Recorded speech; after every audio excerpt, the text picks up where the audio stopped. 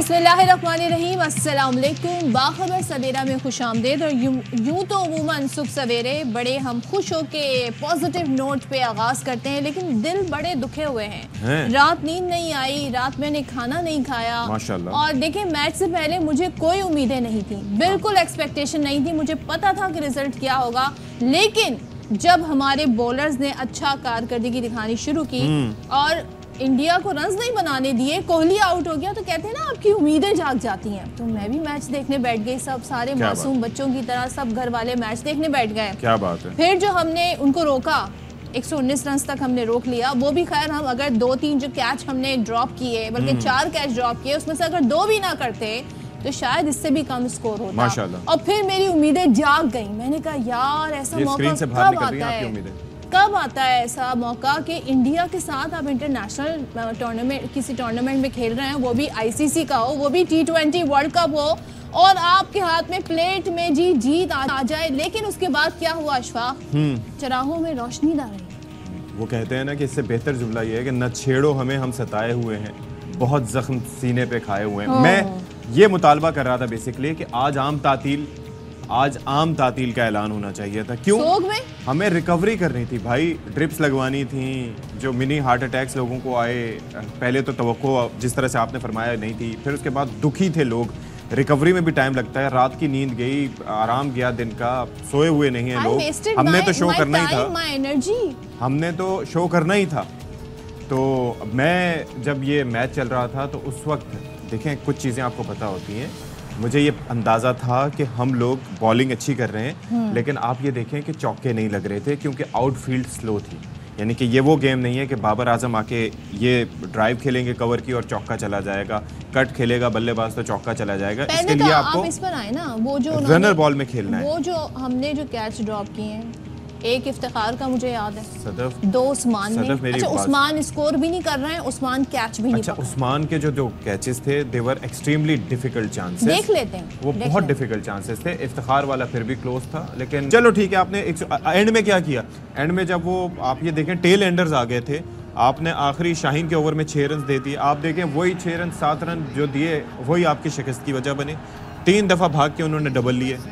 Miss fielding हुई ना, जो थ्रो किए थे पहले, वो तो एक तो हमारे डायरेक्ट तो उस पे जाके लगती ही नहीं है विकेट पे ना, हमारे प्लेयर्स की बॉल वो मिस हो गई, फिर दूसरे से भी मिस हो गई, फिर रिजवान के पास भी नहीं गई। वो तो शुक्र है वो रन उन्होंने मजीद नहीं दिए। लेकिन सदफ अब्दुल जब्बार, बात ये है कि इस ग्राउंड पे जब आपको एक अच्छा आगाज मिल गया था, जब आपको 7 ओवर में 42-43 रन चाहिए थे 8 ओवर में, उसके बाद ये बनता नहीं था कि आप ये मैच आपको शुरू में वो जो कहते हैं ना, हम कहते हैं बड़ा तनकीद करते हैं रिजवान और बाबर पे कि भाई ये बड़ा स्लो खेलते हैं, ये टुक खेलते हैं। अगर आप टुक भी खेलते हैं ना, आप 6 आई गेस रन रेट था शुरू इनिशियली, 6 से आप उसे 18 पे ले गए। अगर आप सिंगल डबल करते रहते राजा ने यही कहा था कि अगर ये लोग जो बल्लेबाज गए हैं, बाबर आजम और रिजवान, अगर ये क्रीज पे खड़े रहें और एंड तक खड़े रहें तो भी ये जीत जाएंगे, इनको कुछ एक्स्ट्रा करने की ज़रूरत नहीं है। लेकिन आप ये देखिए कि रिजवान का जसप्रीत बुमराह पर उस वक्त आके वो शॉट खेलना, मतलब मैं समझने से कासिर हूँ।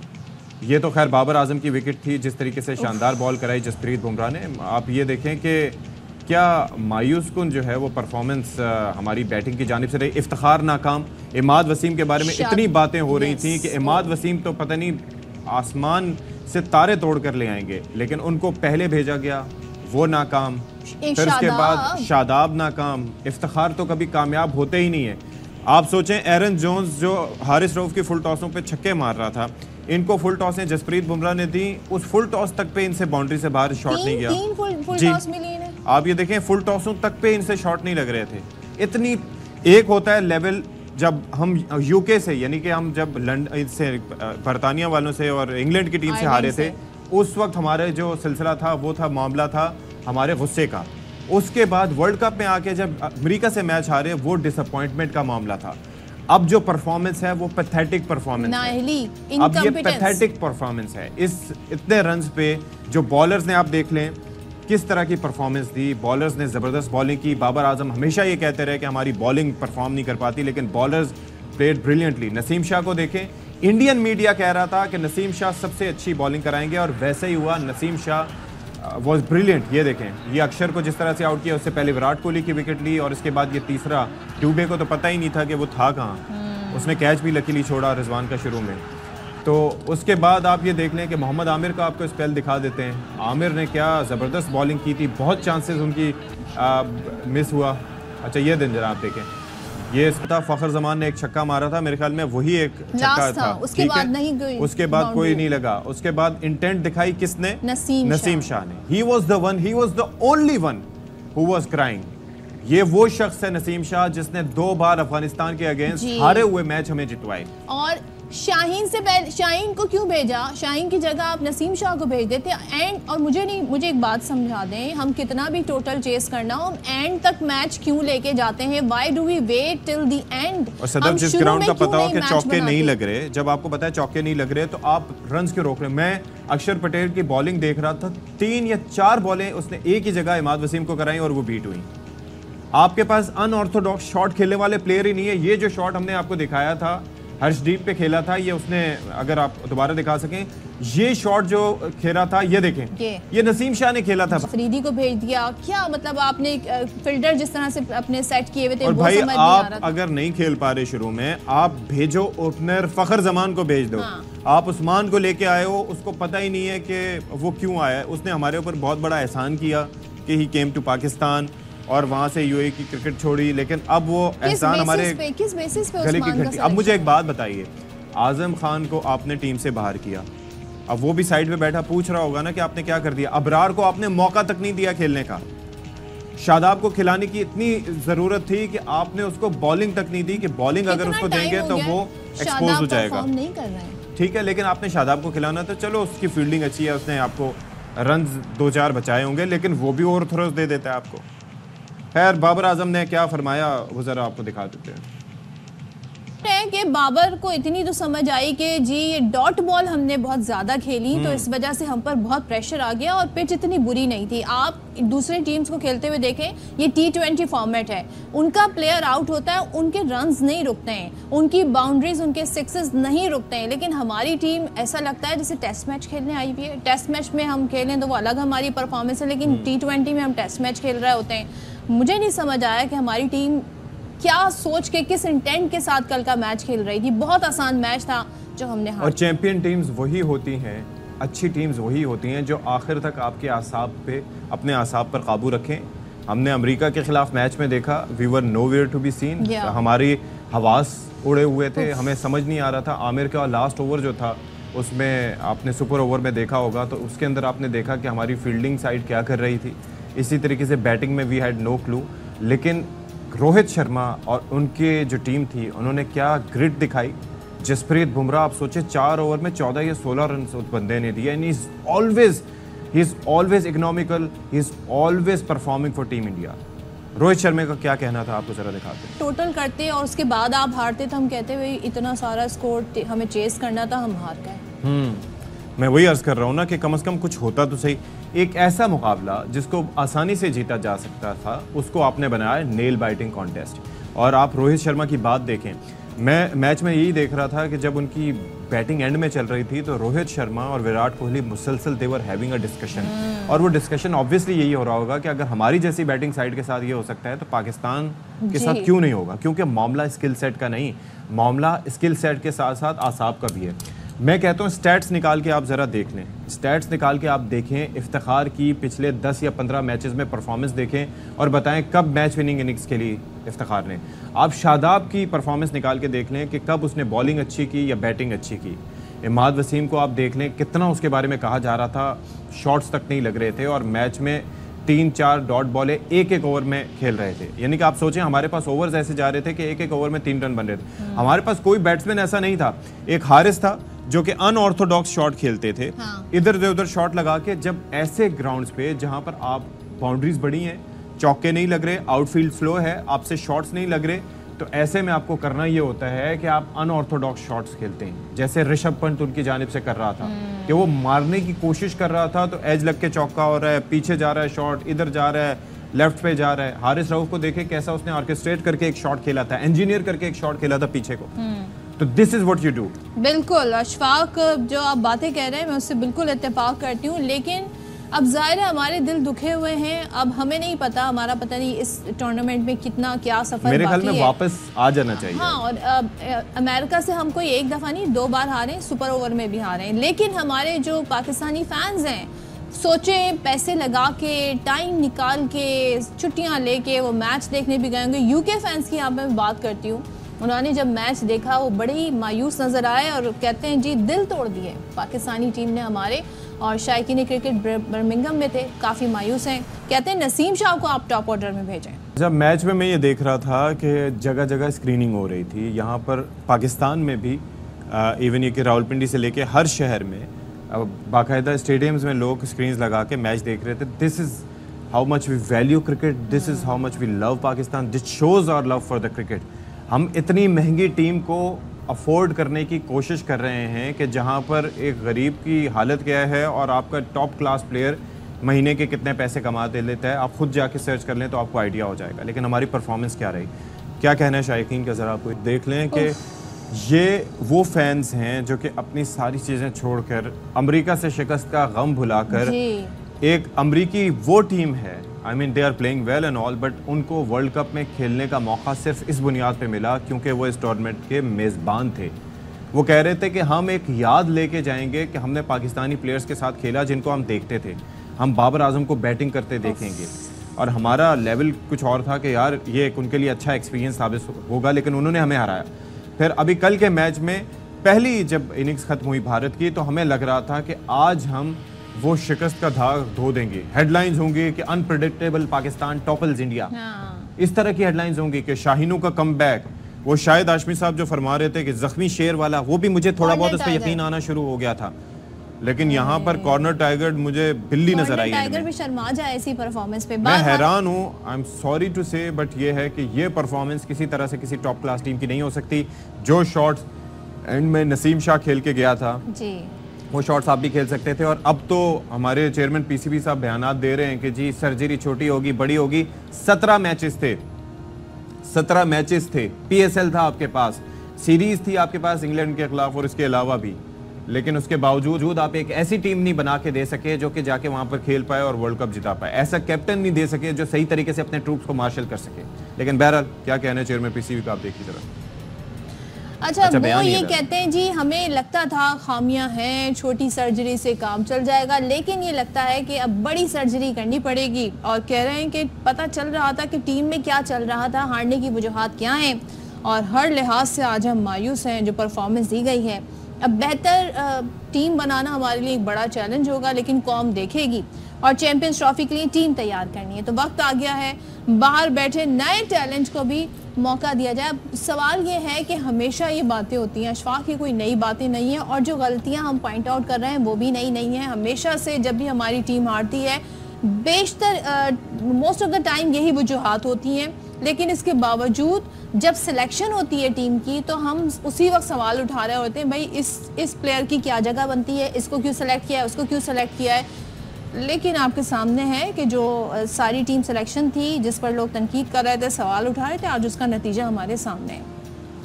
बहरहाल बात यह है कि हसरत उन गुंचों पे जो बिन खिले मुरझा गए। Cricket is the only entertainment we have, जहां पाकिस्तान क्रिकेट की कब्र पे ये लिख देना चाहिए, and they should be called back. बहुत हो गया मैच, बहुत हम क्रेजी हैं क्रिकेट को लेके, बहुत ज़्यादा यहाँ पर हाइप होती है मैच, और अगर इंडिया और पाकिस्तान का मैच हो और मौका मिले आपको जीतने का और नहीं जीत सकें तो फिर तो बस क्या कह सकते हैं, क्या भाई मतलब इतनी पैथेटिक परफॉर्मेंस देनी थी तो अब आफरीदी साहब को खिला लेते, हमारे दोस्त अब्बास आफरीदी को, फिर अबरार को बिठा के रखने का क्या शौक था भाई, उसको साथ लेके गए थे यार, क्या कर रहे थे आप लोग। बहरहाल जो हमारी टीम की परफॉर्मेंस रही, I wasn't you know surprise, I wasn't shocked. मैं बस ये कह रहा था आम तातील होनी चाहिए थी, आम तातील होनी चाहिए थी, ताकि लोग बेचारे जो शब गम मना रहे थे उसके बाद कम से कम रिकवर तो कर लेते थोड़ा बहुत। खैर बजट जनाब, बजट का तस्करा कर लेते हैं। जून का महीना है और बजट आने को है, और ऐसे में बजट के हवाले से काफ़ी उम्मीदें, काफ़ी ख्वाहिशात, काफ़ी तहफ़्फ़ुज़ात ये होते हैं। वैसे अब होता ये है कि अब उम्मीदें कम रह जाती हैं, सरकारी शोबे को तो होती हैं उम्मीदें क्योंकि उनकी सालाना थोड़ा सा इंक्रीमेंट्स वगैरह हो जाते हैं, लेकिन जो बाकी तबका है उसको ये होता है कि टैक्स में इजाफा होगा, ये होगा, वो होगा। और अभी हो ये रहा है कि अब ये बजट सिर्फ हमारा बजट नहीं रहा, ये IMF का बजट हो गया है, क्योंकि ज़ाहिर है जब वो पैसे देते हैं तो उन्होंने वसूल भी करने होते हैं, और वसूल करने के लिए कौन सामने खड़ा होता है? अवाम। तो इस बार क्या होने जा रहा है सदफ अब्दुल जब्बार? भाई इस बार ये होने जा रहा है कि अभी तक हमें बताया जा रहा है कि पाकिस्तान और जो IMF के दरमियान अगले कर्ज प्रोग्राम के हवाले से कुछ ऐसे मामलात हैं जिस पर इख्तिलाफात अभी भी बरकरार हैं। और जो हमारे वजारत ख़जाना है उसके मुताबिक जो साबिक फाटा के इलाके हैं उनके लिए टैक्स छूट ख़त्म करने पर पाकिस्तान और IMF के दरमियान इत्तेफाक नहीं हो सका। लेकिन अब ये जो मुज़ाकरात हैं ये जारी हैं, और आज क्या डेट है? आज 11 तारीख हो गई आई गेस, और 10 है आज 10 तारीख हो गई है। तो वजारत ख़जाना का मौक़िफ़ भी यह है कि साबिक फाटा की तरक्की के लिए 1 साल की टैक्स छूट ज़रूरी है, और तनख्वाहदार और गैर तनख्वाहदार तबके पर इनकम टैक्स रेट पर भी इत्तेफाक नहीं हो सका, जबकि ज़राअत और हेल्थ सेक्टर पर 18% सेल्स टैक्स पर भी फरीकैन में अदम इत्तेफाक है। तो रियल इस्टेट के शोबे पर भी टैक्स लगाने पर पेशरफ जारी है। पता नहीं क्या अभी तक इत्तेफाक नहीं हो सका। हमें कहा जा रहा था 10 से 12 तारीख के दरमियान में टैक्स आ जाएगा। बजट सॉरी टैक्स सोचे मेरे दिमाग में कितना back of my mind tax आपकी नींद पूरी नहीं है, आप दुखी हैं, और शुक्र है कि आपने क्रिकेट नहीं कहा। टैक्स भी जिंदगी में एक ऐसा ऐड ऑन प्रेशर है, तो बजट के नाम पे सिर्फ हमें टैक्स नजर आता है। खाकान नजीब साहब माहिर मौशियात अलसुब हमें ज्वाइन कर रहे हैं, उनसे जरा बात लेते हैं। खाकान साहब, आप तो खुदा न खास्ता इस क्रिकेट से मुतासिर नहीं हुए, मुतासिरीन में से नहीं है। मैं तो एक्सपेक्ट कर रहा था कि एक आम तातील का ऐलान करना चाहिए, लेकिन हुआ नहीं। I think everyone in the country is hurt because total बहुत defendable था और नहीं डिफेंड हुआ, but you know let's hope कि they play better next time. Let's hope so. अच्छा, मुझे अब ज़रा बता दीजिए कि ये हो क्या रहा है भाई? 10 तारीख हो गई है, 10 से 12 के दरमियान बजट पेश करना था, और मैं यही अर्ज़ कर रहा था कि ये बजट जो है वो IMF से बहुत ज़्यादा इन्फ्लुएंस्ड किस्म का बजट है, क्योंकि जब वो पैसे दे रहे हैं तो उन्होंने एक एक चीज़ पर नज़र रखनी है। मामलात क्या हैं जिनमें इख्तिलाफात अभी तक बरकरार हैं? देखिए, पाकिस्तान जहाँ पे खड़ा हुआ है, ऑब्वियसली IMF के बगैर पाकिस्तान की मीशत को अगले 3 साल चलाना, बिकॉज हमें $22 अरब के करीब हर साल चाहिए होते हैं इन terms of loans, in terms of जो रोल ओवर्स हैं, जो मल्टीलैटरल्स के साथ पैसे आते हैं। सो IMF की इंगेजमेंट जो है वो आई थिंक एक कामिंग फैक्टर है, और अगर आप अभी भी देखें तो थोड़ी सी एक मैक्रो स्टेबिलिटी है। बजट जो है वो एक समझें कि प्रायर कंडीशन है, जिसका मतलब ये है कि बजट में जो तब्दीलियां, और उसका सबसे बड़ा मकसद ये है कि पाकिस्तान का टैक्स टू GDP 9% है। सब समझते हैं कि ये कम है, हम भी समझते हैं कि ये कम है। जहाँ पे हम इख्तलाफ करते हैं वो ये है कि क्या आप सेल्स टैक्स जो कि इनडायरेक्ट टैक्स है उसको बढ़ाकर इसको पूरा करेंगे, जिसका मतलब ये है कि जैसे मेडिसिन पे नहीं है, फर्टिलाइजर पे नहीं है, एक शेड्यूल 5, 6, 8 हैं जिसमें कुछ एग्जेम्पशंस हैं। क्या आप इनको रिमूव करके सिर्फ ये टैक्स का टारगेट या पाकिस्तान का टैक्स टू GDP इंप्रूव करना चाहते हैं, या आप चाहते हैं कि वाकई एक ऐसा बजट हो जो पाकिस्तान की एक फाउंडेशन ले करे reforms of the tax sector, जिसका मतलब है रियल एस्टेट, जिसका मतलब है एग्रीकल्चर इनकम टैक्स, जिसका मतलब है रिटेलर एंड होलसेलर। तो I think the agreement on increasing taxation in Pakistan is firm, but how to do it, there are different ways to do it. So IMF का चूंकि perspective 3 साल का होता है, तो वो ऑब्वियसली उन्हीं सेक्टर्स पर जाते हैं जहां पे वो समझते हैं पाकिस्तान परफॉर्म कर सकता है। लेकिन डॉक्टर साहब, मैं एक चीज़ पे थोड़ा सा ये करना चाहूँगा। ये पिछले 15 साल से हम सुनते आ रहे हैं कि टैक्स नेट को बढ़ाया जाएगा, लेकिन जब बात आती है तो वो सैलरीड क्लास के गला घोटने को तैयार बैठे होते हैं सब। ये बहुत आसान लगता है। बाकी वो शब्बर जैदी साहब की जो नुकात थे उनके ऊपर गौर करते हुए बाकी सेक्टर्स को क्यों नहीं इंक्लूड किया जाता? उनसे बात क्यों नहीं की जाती कि भाई आप भी टैक्स दें, या उनसे वसूल क्यों नहीं किया जाता? जो कमज़ोर है उसका गला क्यों पकड़ा जाता है? सो जो टैक्स नेट में है उन पर जाना आसान है, जो टैक्स नेट में नहीं है उन पर जाने के लिए you have got to do the hard work, जिसका मतलब है डेटा माइनिंग करें आप। पाकिस्तान रिच है डेटा में, नादरा का डेटा है, बैंक्स का डेटा है, बिजली, गैस, पेट्रोलियम प्रोडक्ट्स के थ्रू इतनी कलेक्शन होती है। You know we are rich country in terms of data. Bank account 3 से 5 करोड़ के हैं, बट ये सारा काम आप करें तो आप उनके पास जा सकते हैं जिनकी हम जिक्र कर रहे हैं। आप POS मशीन्स लगाएं, पॉइंट ऑफ सेल, तो आपके पास सेल्स का भी डेटा आ जाएगा। अब ये सारा काम पाकिस्तान नहीं करना है। ट्रैक एंड ट्रेस लगाया, मैं खुद मौजूद था जब हमने ये सारा काम किया।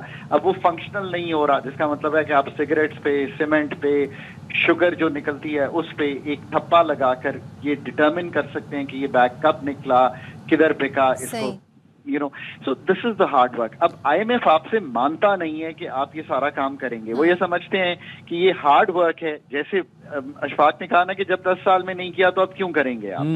सो इसीलिए फिर आप दूसरी टैक्सेशन की तरफ चले जाते हैं। पर मुझे कभी उम्मीद है कि SIFC पाकिस्तान की करंट गवर्नमेंट ये रियलाइज कर गई है और वो कोई ना कोई कन्विंसिंग IMF को करेगी। बट अब तक जो खबरें आ रही हैं, मगर ये कितना आवाम दोस्त होगा डॉक्टर खाकान, क्योंकि जब हम इतने अरसे में रिफॉर्म्स नहीं कर सके तो हम इस 2-3 दिन के गैप में क्या हम प्लान पेश कर सकते हैं, और उस पर अमल दरामद भी तो करना होगा ना बाद में।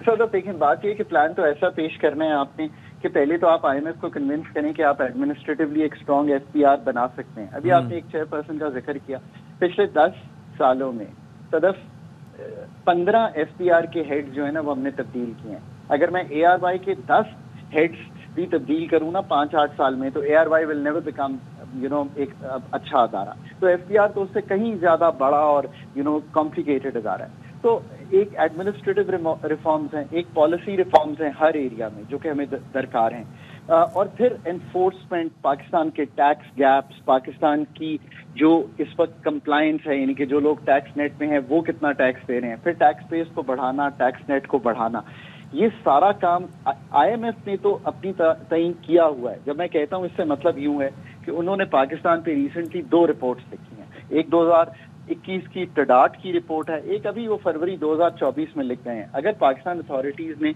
उन रिपोर्ट्स को बगौर जायजा लिया होगा तो उनको अंदाजा होगा कि उसमें ये सब चीजें उन्होंने लिखी हैं कि वो चाह रहे हैं कि आप क्या क्या करें।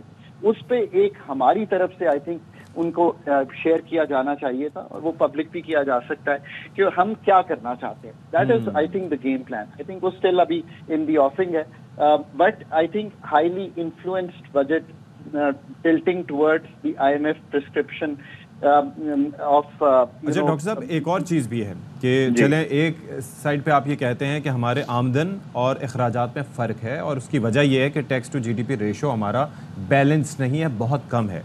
लेकिन जब हम एक्सपेंडिचर्स की बात करते हैं तो वहाँ पर सिर्फ दावे किए जाते हैं, कोई भी हुकूमत आए वहाँ पर जितनी लीकेजेस हैं, जितने पर्क्स एंड प्रिविलेजेस लोगों को, वज़रा को एटसेट्रा दिए जाते हैं, जो गाड़ियाँ ख़रीदी जाती हैं, जो ट्रैवलिंग उनकी होती है, ये सारे आपके इल्म में होगी।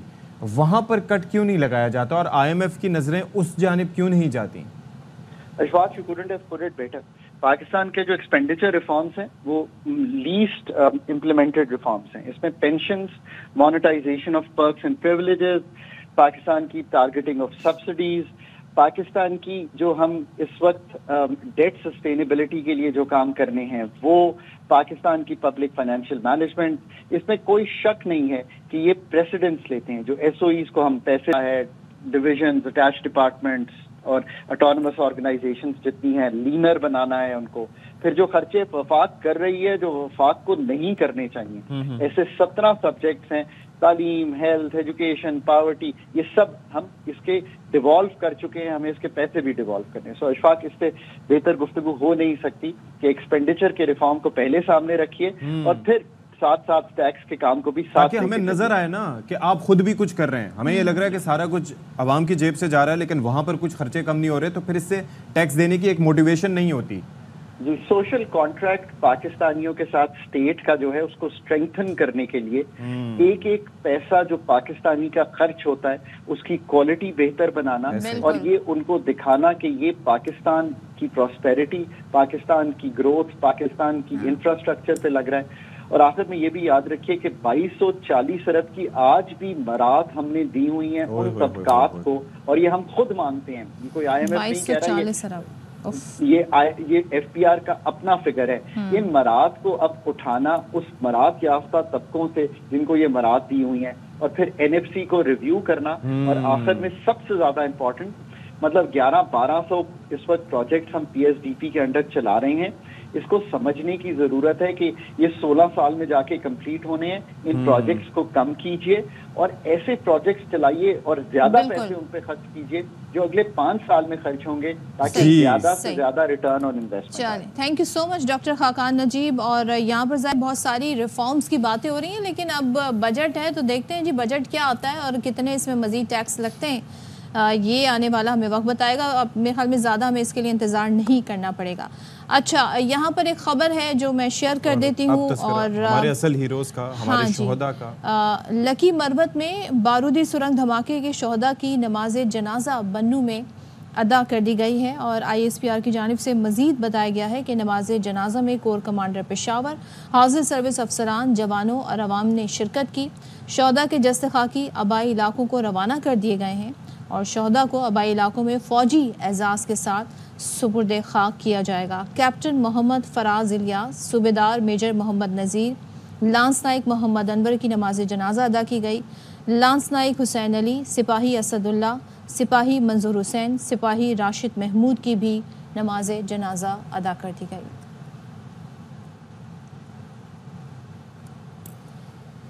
चलें जी, एक ब्रेक लेते हैं, ब्रेक के बाद हाजिर होते हैं। Stay with us.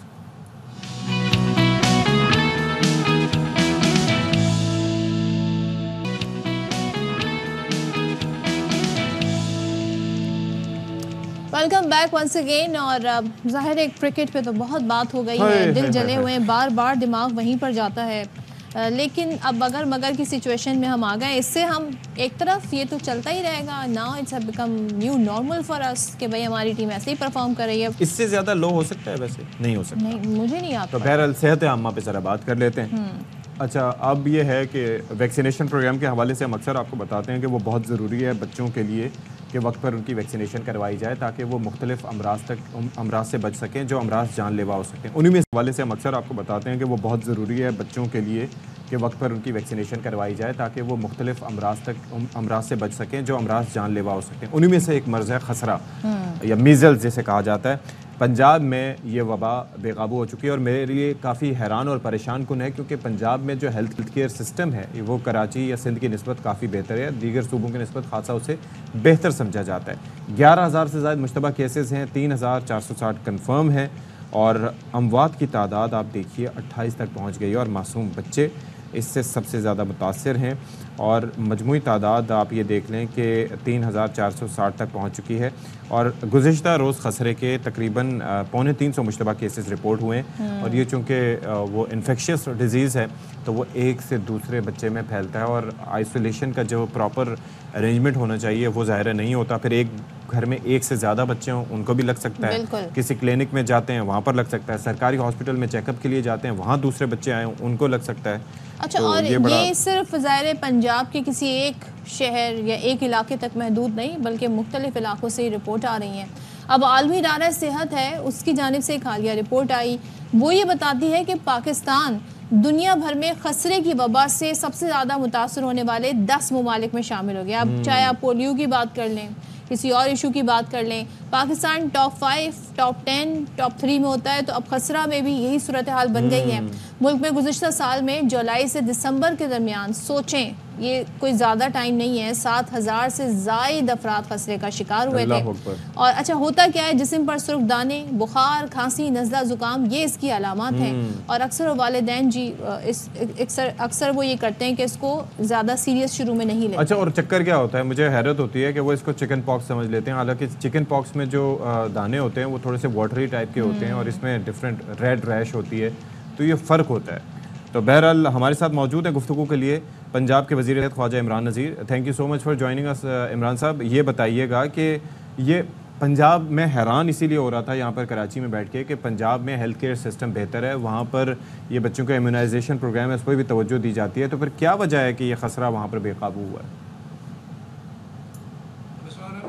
First of all तो मैं कहना चाहूँगा कि खसरा की जो वबा है पंजाब में बिल्कुल बेकाबू वाली सूरत हाल नहीं है, सूरत हाल बिल्कुल कंट्रोल में है। अगर आप बाकी सूबों का कंपैरिजन पंजाब के साथ करें तो बाकी सूबों में डेथ्स भी शायद ज़्यादा हैं, और जो कंफर्म पेशेंट्स की परसेंटेज है वो भी ज़्यादा है। पंजाब में को 10,000 से ज़ायद जो है सस्पेक्टेड केसेस थे, जिनमें से 2500 केसेस जो हैं वो कंफर्म हुए, यानी आप अंदाज़ा करें कि 25% जो है इसकी रेशो जो है आ रही है। और एक जान भी बड़ी कीमती होती है, एक बच्चे की भी जान जाए तो मैं समझता हूँ वो भी बहुत कीमती है, उसका कोई नेमुल बदल नहीं।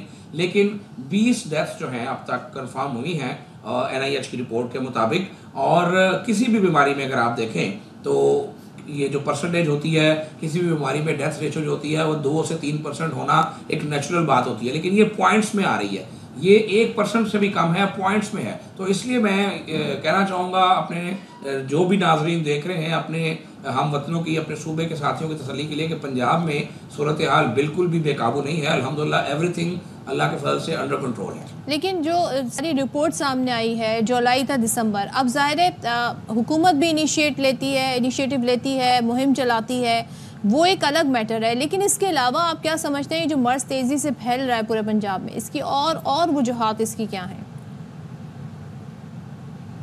अभी तक जो है आज की तारीख तक जो खसरा के पंजाब में जो सस्पेक्टेड केसेस हैं, मुश्तबा केस जिनको कहा जाता है, वो 11,600 के करीब हैं। और जो NIH की रिपोर्ट्स ने जो कंफर्मेशन की है वो तकरीबन कोई 3200 के करीब केसेस हैं जिनको कंफर्म किया गया है। और जो सस्पेक्टेड डेथ्स हैं आज की तारीख तक वो 28 डेथ्स हैं, जिसमें से जो NIH ने कंफर्म किए हैं कि वाक़तन ये जो डेथ्स हुई हैं बच्चों की, ये खसरा और मीज़ल के नतीजे में ही हुई हैं। वो अब तक जो लैब रिपोर्ट्स कंफर्म हुई हैं वो सिर्फ 6 बच्चों की हुई हैं। और जो मुश्तबा केसेस हैं, जो मुश्तबा डेथ्स हैं, वो तकरीबन 28 डेथ्स हैं। तो इसीलिए मैं बार बार ये बात अपने लोगों को समझाने की कोशिश कर रहा हूँ कि अल्लाह के फजल से सिचुएशन जो है वो अंडर कंट्रोल है और बिल्कुल ऐसी कोई सूरत हाल नहीं है कि जिसको हम कोई हैवी किस्म की एपिडेमिक कह सकें या जिसमें हम कहें कि सूरत हाल जो है बेकाबू है। तमाम मामला जो है अल्लाह के फजल से पंजाब में अंडर कंट्रोल हैं और तमाम अरेंजमेंट्स जो है हमने अल्लाह ताला के फजल से कर रखे हैं। अच्छा, कुछ ऐसी शिकायत भी आ रही हैं खान साहब के वालिदैन बच्चों की वैक्सीनेशन नहीं करवा रहे, आपके पास कुछ ऐसी रिपोर्ट्स हैं? देखें, ओवरऑल मैं जिस तरह बात कर रहा हूँ कि हर जगह पे थोड़े बहुत केसेस मौजूद हैं, लेकिन बिल्कुल ऐसी सूरत हाल कहीं नहीं है कि सिचुएशन जो है वो आउट ऑफ कंट्रोल हुई हो। हमने इसकी क्लस्टरिंग कर रखी है, हम डिजिटलाइज मॉनिटरिंग कर रहे हैं। वज़ीर-ए-आला पंजाब मरियम नवाज साहबा रोज़ाना की बुनियाद पर इसकी मॉनिटरिंग करती हैं। हम सुबह और शाम दोनों टाइम जो है इसकी मॉनिटरिंग करते हैं। सुबह भी इस मीज़ल की मीटिंग लेते हैं, शाम को भी वीडियो लिंक पे मीटिंग लेते हैं और हमने इसकी क्लस्टरिंग कर रखी है। और जो हमने क्लस्टरिंग की है उसके मुताबिक अब तक की जो हमारी स्टडी है कि बहावलपुर का कुछ एरिया जो है वो ज़्यादा मुतासिर है, चनियोट और झंग के कुछ एरियाज जो है वो ज़्यादा मुतासिर हैं और लाहौर में भी थोड़े बहुत केसेज हैं, लेकिन विहाड़ी का कुछ एरिया जो है वो थोड़ा सा निस्बतन ज़्यादा मुतासिर है। बकाया जो हमारे डिस्ट्रिक्ट हैं वहाँ रूटीन के पेशेंट्स हैं, नॉर्मल पेशेंट्स हैं और कोई ऐसी सूरत हाल जो नहीं। ठीक है ख्वाजा इमरान साहब, थैंक यू सो मच। और ज़ाहिर है इस पर कोशिश करेंगे काबू पाने की। अब देखते हैं पंजाब हुकूमत मजीद इस पर क्या एक्शन लेती है। यहाँ पर हम ले रहे हैं ब्रेक और ब्रेक के बाद वापस आते हैं।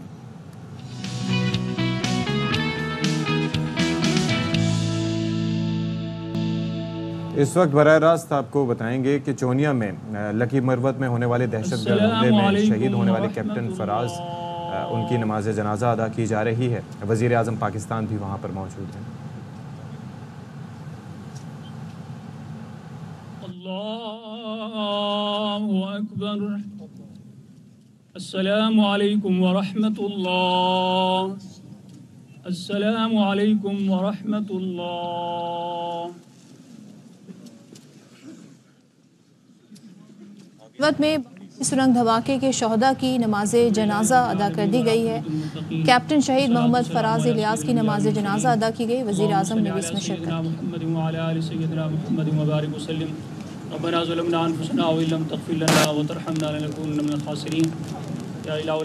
हमारे इस भाई शहीद को दर्जात को बुलंद फरमा दे, इनकी शहादत को अपनी बारगाह आली में कबूल मंजूर फरमा दी। इलाहुल आलमीन हमारी शुहदा की कुर्बानियों की, इनकी शहादतों की बरकत से वतन अजीज़ को इस्तेहकाम और तरक्की अता फरमा दीजिए। माशी तौर पर इस्तेहकाम अता फरमा दीजिए। अंदरूनी बैरूनी ख़तरात से महफूज फरमा दीजिए। या अल्लाह हमारी फ़ौज की हिफाजत फरमा दीजिए। जहाँ जहाँ पर हमारी फ़ौज है सबको ग़लबा अता फरमा दीजिए। या अल्लाह हम सबको इत्तेहाद और इत्तेफाक नसीब फरमा दीजिए। पसमानगान को सब्र जमील अता फरमा दीजिए। इस सदमे पर पसमानगार को पूरा पूरा सवाब अता फरमा दीजिए। और सल्लल्लाहु तआला अला नबील करीम। आमीन आमीन बिरहमतिका या अरहम। चलें जी, तो ये चोनिया से मनाजिर आप देख रहे थे। वज़ीर आज़म पाकिस्तान शहबाज शरीफ पहुँचे हैं। कैप्टन मोहम्मद फराज इलियास जिनका ताल्लुक़ कसूर से है, उनकी नमाज जनाजा यहाँ पर अदा की गई है। दीगर शहदा की भी नमाज जनाजा मुख्तलिफ़ इलाक़ों में अदा की गई हैं। और आप ये देखिए कि ये एक IED ब्लास्ट था, बारूदी सुरंग का धमाका था जिसके नतीजे में ये शहादतें हुई हैं। और आप ये देखिए कि ये हमारे असल हीरोज़ हैं जो अपनी जान की परवाह किए बगैर दूर दराज के इलाक़ों में मुख्तलिफ़ महाज़ों पर मादरे वतन के दिफा के लिए कारबंद रहते हैं। और आप सोचिए कि इनकी फैमिलीज़ किस हद तक मुतासर होती हैं। कैप्टन फराज की इसी महीने शादी थी, 19 जून का बताया जा रहा है कि उनकी शादी तय थी। इसके अलावा आप ये देखिए कि बाकी भी जो जवान थे, जो अफसरान इसमें शहीद हुए हैं, नहायत एक ऐसा अंदोनाक वाक़या है कि जिसके एक लंबे अरसे तक उनकी फैमिलीज़ पर उसके नक़ूश रहते हैं, उनके अहल ख़ाना इस चीज़ से मुतासर रहते हैं। ये बात ऑब्वियस है कि पूरी कौम उनके गम में बराबर की शरीक होती है, फ़ौजी क़यादत उनके गम में बराबर की शरीक होती है, लेकिन जो किसी के बिछड़ने का गम होता है वो कभी कम नहीं होता। और आप ये सोचिए कि ये सारी कुर्बानियाँ इसलिए हैं कि हम और आप अपने घर में सुकून की नींद ले सकें, आराम से रह सकें, किसी ख़तरे के बग़ैर। और इस मौके पर वज़ीर आज़म भी मौजूद थे और वज़ीर आज़म की जानिब से गहरे दुख का इजहार किया गया। कहते हैं कि कौम कानून नाफिज करने वाले इदारों की खिदमात को हमेशा याद रखेगी, लाजवाल कुर्बानियों पर सलाम पेश करती है। हमारे बहादुर फ़ौजी जवानों और शहरों की कुर्बानियाँ हम पर कर्ज़ हैं, दहशत गर्दों को कैफर किरदार तक पहुँचा कर दम लेंगे। तो वज़ीर आज़म का लकी मरवत में कैप्टन समेत 7 जवानों की शहादत पर गहरे दुख का इजहार, और इस मौके पर वज़ीर आज़म ने इसका इजहार भी किया, जिस पर उन्होंने कहा कि जो खिदमात हैं हमारे कानून नाफिज करने वाले इदारों की, हमारे अहलकारों की, उस पर कौम इन्हें सलाम पेश करती है। तो लकी मरवत दहशत गर्द हमले में शहीद होने वालों की नमाज जनाजा मुख्तलिफ़ इलाकों में अदा की गई। इस वक्त जो मनाजिर आप देख रहे हैं, कैप्टन फराज इलियास शहीद की नमाज जनाजा अदा की गई। वज़ीर आज़म ने भी इसमें शिरकत की। तो ये मनाजिर हम आपको बता रहे हैं, दिखा रहे हैं, ये चोनिया से बराह रास्त हैं। और अब ज़ाहिर है कि नमाज जनाजा अदा कर दी गई है, पाक फ़ौज का दस्ता वहाँ पर मौजूद है। और इसके साथ साथ आप ये देखिएगा कि अब सुपुर्द खाक किया जाएगा आबाई इलाक़े में। वफाकी वज़रा भी वहाँ पर मौजूद थे, अता तारड़ साहब भी वहाँ पर मौजूद थे, आला फ़ौजी अफसरान भी वहाँ पर मौजूद थे। इसके अलावा मुख्तलिफ़ इलाक़ों से ताल्लुक़ रखने वाली शख्सियात भी, मुख्तलिफ़ शोबाहात से ताल्लुक़ रखने वाले शख्सियात भी वहाँ पर मौजूद थे। तो ये आप ये देखिए कि ज़ाहिर है कि वो कहा जाता है ना कि शहीद की जो मौत है वो कौम की हयात है। बिलाशुबा इन्हीं शहदा की कुर्बानियों की वजह से मैं जिस तरह से बारहा ये तज़किरा कर रहा हूँ, हमें ये रियलाइज़ करने की ज़रूरत है, ये हमारे हकीकत में हीरोज़ हैं। ये पाक फ़ौज के जो जवान हैं, मुल्क के तूल अर्ज़ में जहाँ जहाँ ये तैनात हैं और जहाँ जहाँ मौजूद हैं, अपनी फैमिलीज़ से दूर, अपने घर वालों से दूर, ना सिर्फ ये कि इसके अलावा मुख्तलिफ़ महाज़ों पर अपने घर वालों से ईद के मौके पर भी बाज़ औक़ात उनकी मुलाकात नहीं हो पाती। और उसके बाद जब ऐसी शहादत की ख़बर आ जाए, बिलाशुबा शहादत से बड़ा कोई दर्जा नहीं है, लेकिन उसके बावजूद जिस तरह से मैं बारहा ये कह रहा हूँ कि किसी अपने के बिछड़ने का जो दुख है, सोचें वो बच्चे जो इंतज़ार में होते होंगे कि उनके वालिद वापस आएंगे और आकर ईद उनके साथ मनाएंगे। आप सोचिए, और ऐसे में उनका जज्दे खाकी आ रहा हो, तो वो मासूम बच्चे, उनका जहन ये तस्लीम करने से ये इनकारी होता है कि ये उनके ऊपर क्या क़यामत बीत गई है। क्या वो अपने बाप का चेहरा दोबारा देख पाएंगे? क्या उसकी आवाज़ कभी सुन पाएंगे? आप सोचिए, इस उम्र में भी हमारे साथ ऐसा सानिया होता है, ऐसा वाक़या होता है, तो हम हमेशा सारी ज़िंदगी उस ज़ख्म को, उस स्कार को अपनी लाइफ से नहीं हटा सकते। वो बिछड़ जाने का जो गम होता है, और आप सोचिए कि इतनी कम उम्र में जब आपके साथ ये वाक़या हो जाए तो उसकी जो रंज है, जो अलम है, उसकी कोई नज़ीर नहीं मिलती। तो हमें ये रियलाइज़ करना एज़ अ नेशन बहुत ज़रूरी है।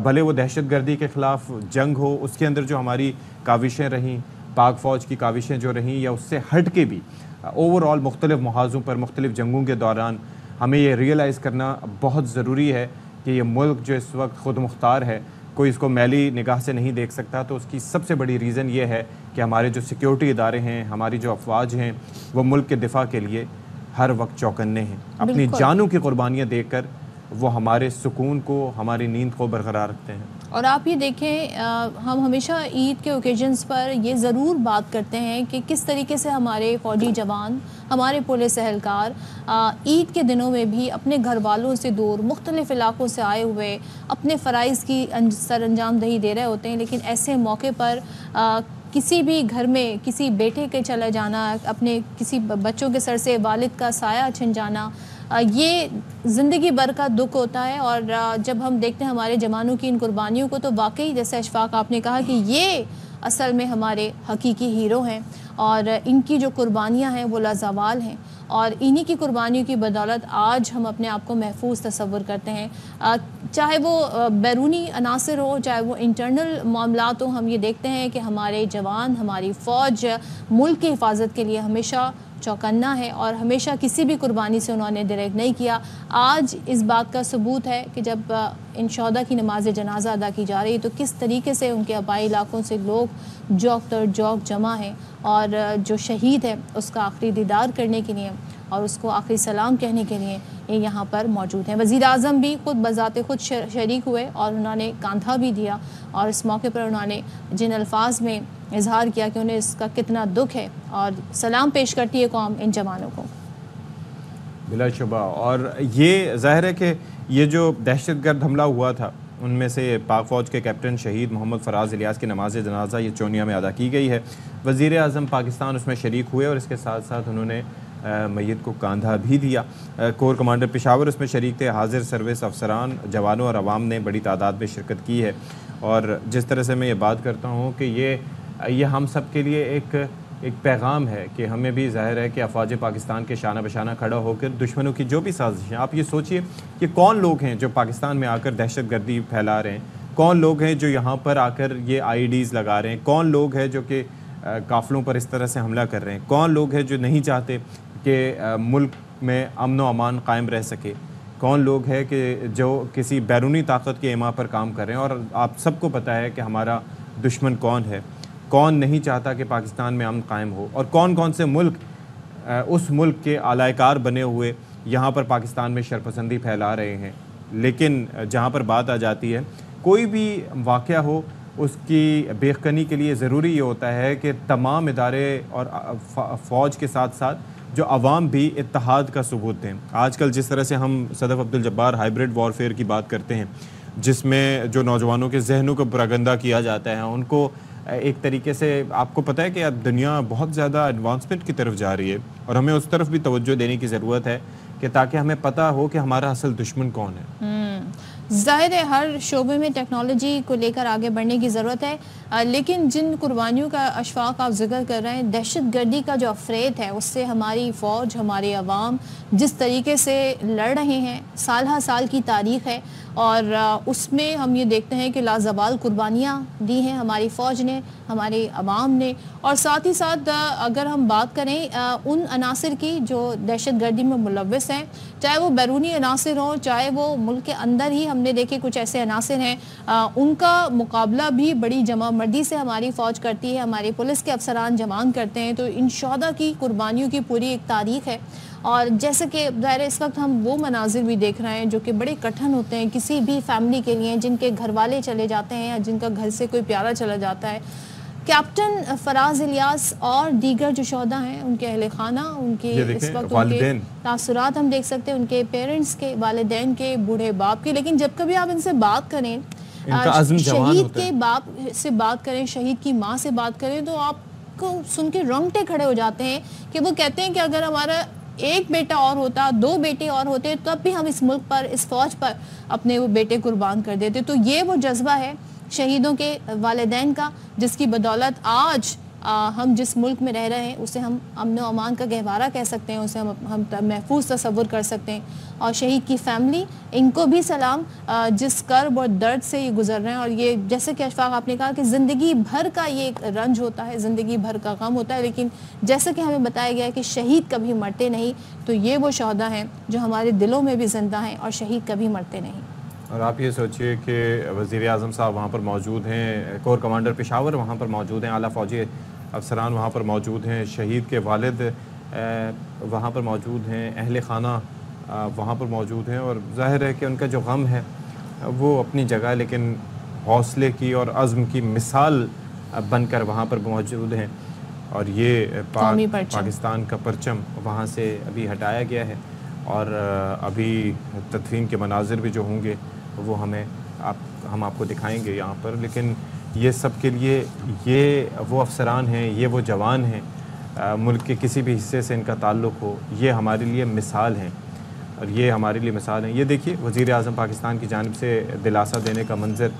और ज़ाहिर है कि इस वक्त किसी की कमी को पूरा तो नहीं किया जा सकता, लेकिन ये ज़रूर किया जा सकता है कि जो शहदा के लवाहिकीन हों उनको ये मैसेज दिया जाए, पूरी कौम की जानिब से दिया जाए। मैं बारहा ये कहना चाहता हूँ कि इस वक्त असल जो जंग है वो ये जवान लड़ रहे हैं। यहाँ पर मामला किसी खेल का नहीं है जहाँ पर आज मौका नहीं मिला तो कल मिल जाएगा। यहाँ पर मौका वो नहीं है कि जहाँ पर आप करोड़ों रुपए कमा रहे हैं और आपको किसी चीज़ की फ़िक्र नहीं। यहाँ पर ये वो लोग हैं, ये वो शख्सियात हैं, ये वो बेटे हैं जो कि वतन की खातिर अपनी जान निछावर कर देते हैं। There is no coming back from that. ऐसा नहीं है कि आज मौका मिल गया कल मिल गया। This is the real world scenario. इस तरीके से दिफा किया जाता है मुल्क का। इस प्रोफेशन को चूज कर बाय चॉइस ये इस प्रोफेशन में आते हैं। किसी को भी जब ज़ाहिर है फ़ौज का हिस्सा बनना होता है तो उसे पता होता है कि वो अपनी जान हथेली पर लेके घूमेगा। ज़ाहिर है फ़ौज की ड्यूटी ऐसी है, अब फ़ौजी अफसरान की ज़िंदगी ऐसी है, जवानों की ज़िंदगी ऐसी है कि किसी भी वक्त उन्हें किसी भी महाज पर जाना पड़ सकता है और ऐसे में उनके घर वाले भी हम वक्त तैयार रहते हैं। लेकिन जब ये वक्त आता है तो यकीनन ये बड़ा कड़ा वक्त होता है और हम दुआ गो हैं इस मुल्क की सलामती के लिए और जो कुर्बानियाँ दी गई हैं हमारे जवानों और जो आवाम है उनकी जानिब से कि इन कुर्बानियों की बदौलत हम देख रहे हैं कि ये जो मुल्क में अमन व अमान की फ़ज़ा कायम हो रही है, कायम रहे हमेशा। और ये वो मंज़र है इस वक्त हम देख रहे हैं। तदफीन के मनाज़िर दिखाए जा रहे हैं। इससे पहले नमाज जनाजा अदा की गई और कैप्टन फराज इलियास शहीद के अलावा जो दीगर शहदा हैं उनकी नमाज जनाजा भी अदा कर दी गई है और उनको उनके आबाई इलाकों में सुपुर्द खाक किया जाएगा। वज़ीर आज़म इस मौके पर भी यहाँ पर मौजूद हैं और उन्होंने शहीद के जस्ते खाकी को कांधा भी दिया और इस वक्त की मनाजिर आप लकी मरबत से बराह रास्त देख रहे हैं। बिल्कुल जी। और ये मनाजिर जिस तरह से मैं उनका तज़किरा कर रहा हूँ, ये IED ब्लास्ट था, बारूदी सुरंग का धमाका था जिसके नतीजे में ये शहादतें हुई थी और इस मुतालिक हम आपको अपडेट कर रहे थे। और गुज़िश्ता रात भी नमाज जनाजा अदा की गई थी। बन्नों में भी हमने ये देखा था कि नमाज जनाजा अदा की गई थी और उसके बाद आज अभी ये जो चोनिया के इलाक़े में ये नमाज जनाजा जब अदा की गई तो वज़ीर आज़म पाकिस्तान वहाँ पर खुद पहुँचे, इसके साथ साथ कोर कमांडर पेशावर वहाँ पर पहुँचे। यहाँ पर इसके अलावा आला फ़ौजी अफसरान और दीगर शख्सियात वहाँ पर पहुँची और उनकी जानिब से ये नमाज जनाजा में शिरकत की गई और शहीद के जो अहल खाना थे उनको हौसला भी दिया गया। वज़ीर आज़म की जानिब से कांधा भी दिया गया जनाजे को। तो ये एक ओवरऑल मैं ये समझता हूँ कि हमें ये रियलाइज़ करने की ज़रूरत है। हम इस वक्त पूरी कौम का जाके ट्विटर चेक करें, सोशल मीडिया चेक करें तो हम मोस्टली पोस्ट करेंगे क्रिकेट के हवाले से, लेकिन इन शहदा को, इन जवानों को खिराज अक़ीदत पेश करना बहुत ज़रूरी है। ये रियलाइजेशन होना बहुत ज़रूरी है। आप ज़रा सोचें, इमेजिन तो कीजिए ना एक लम्हे को कि क्यों किसी शख्स ने, कोई ज़ाती झगड़ा तो नहीं था जिसकी वजह से अपनी जान दी, वतन के लिए अपनी जान दी। आपके सुकून और हमारे सुकून, आपके सुकून, आपके आराम, हमारे आराम, इस जज्बे को सलाम है।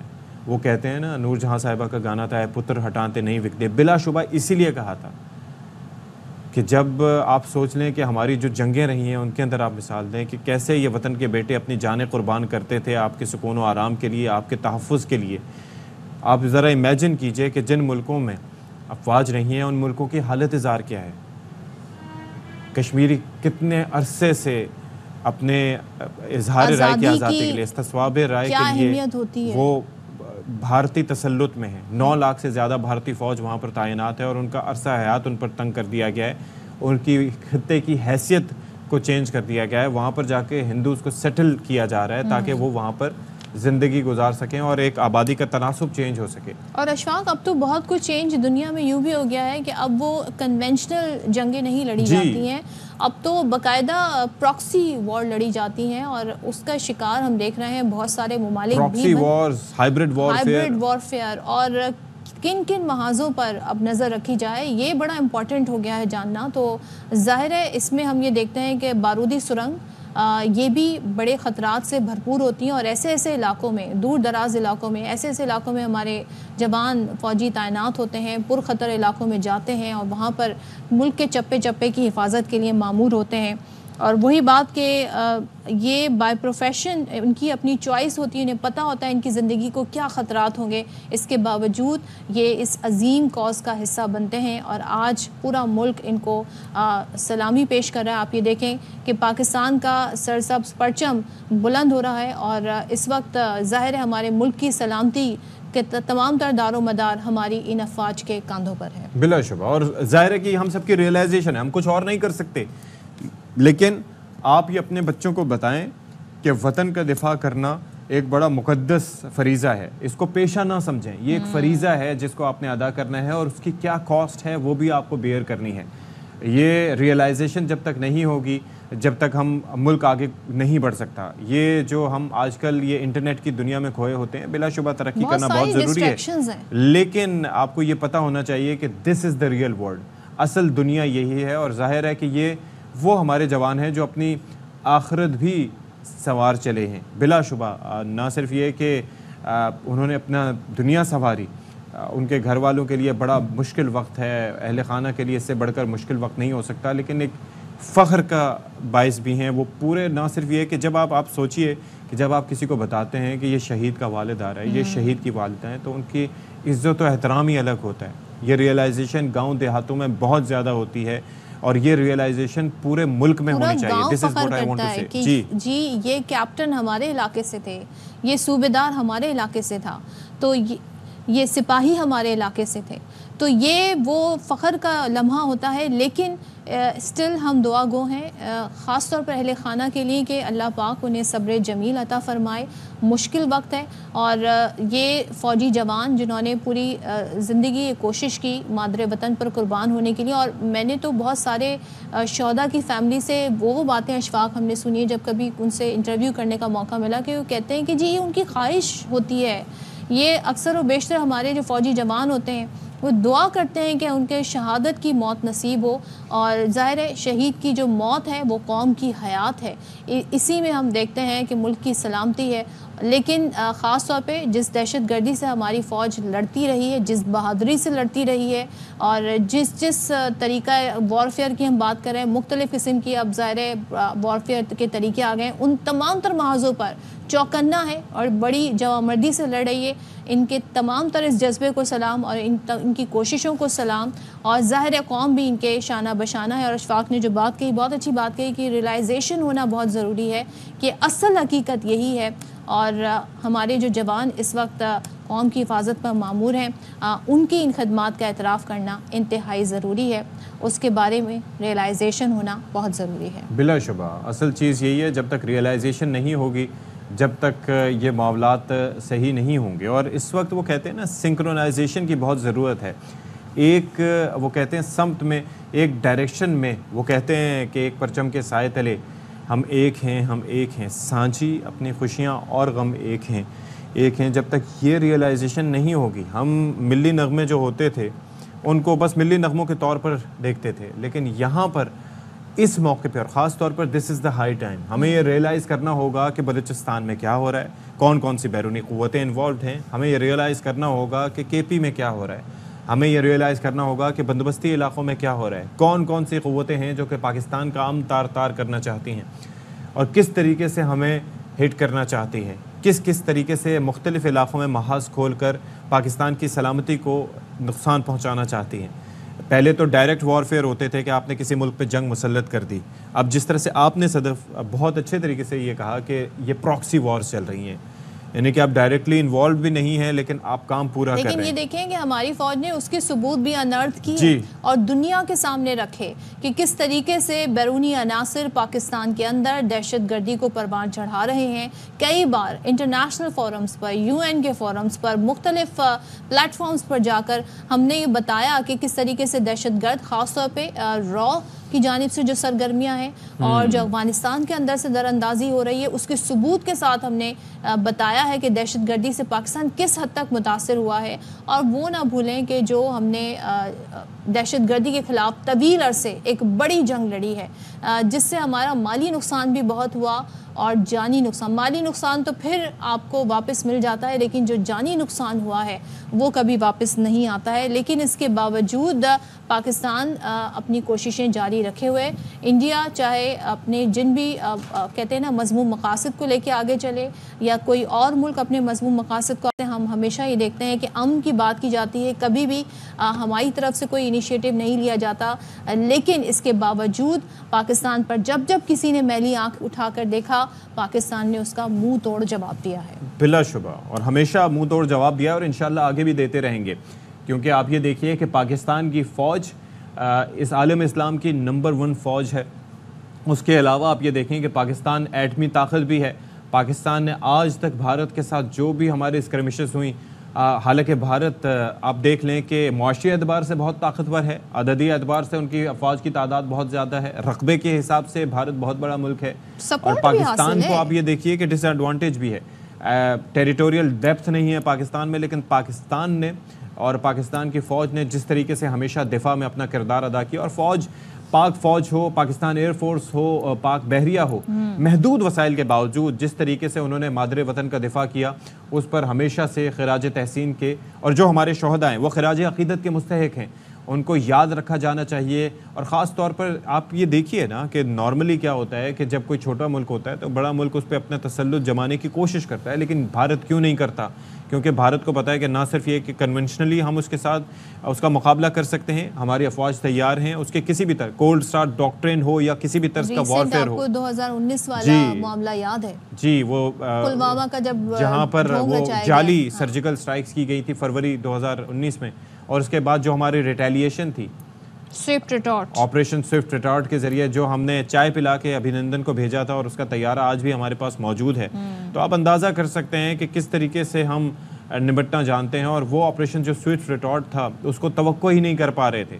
उन्होंने बालाकोट में आके चंद दरख्तों को शहीद किया, और उसके बाद उन्होंने समझ लिया कि बस हम फिर उनके झूठे मुकाबला कर सकते हैं, को जो उनका मीडिया आगे बढ़ाता है उसको जिस तरीके से बेनकाब किया, और तो और अभिनंदन को उन्होंने अवार्ड भी दे दिया, पता नहीं कौन सा चक्रा करके, और उसके बाद उसके ऊपर फिल्म भी बना दी। और बात का अवार्ड दिया बाय द वे? जिंदा सलामत वापस, अपना जहाज वापस गिराने अपना जहाज गिराने का और पकड़े जाने का। हाँ, और जो जहाज हमने गिराया था हमारी फौज ने गिराया, और मुंह ना खोलने का।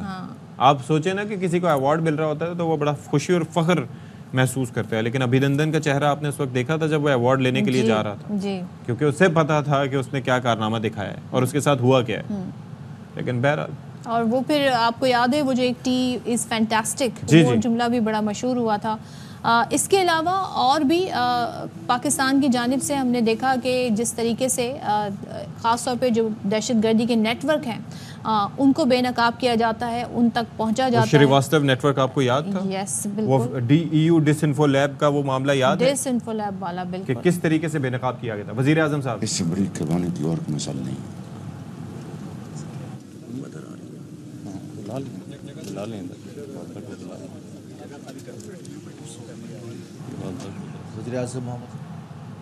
वज़ीर आज़म इस वक्त बैठे हुए हैं, मुखातिब हैं, फैमिली से भी गुफ्तगू कर रहे थे, मीडिया के नुमाइंदे भी मौजूद हैं, शहीद के अहले खाना से इस वक्त मुलाकात कर रहे हैं।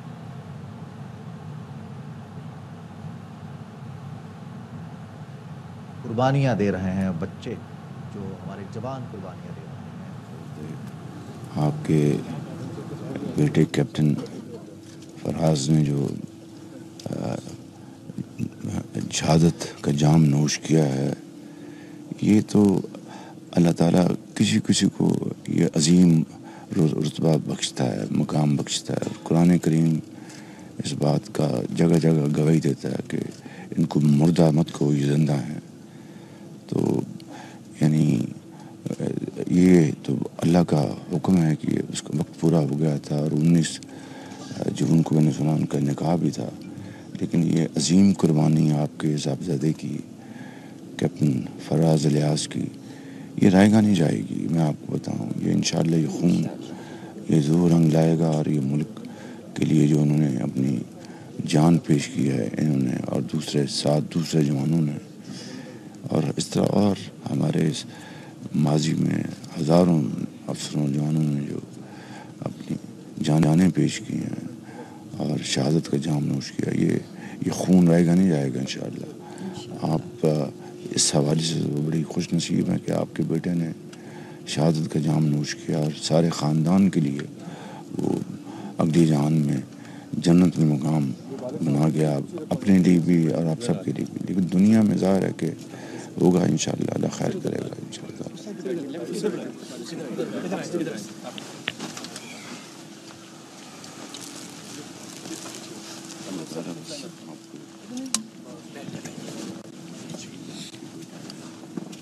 जाम शहादत नोश किया है, और कुरान करीम जो है वो इस बात की गवाही देता है जगह जगह कि इनको मुर्दा मत को जिंदा हैं।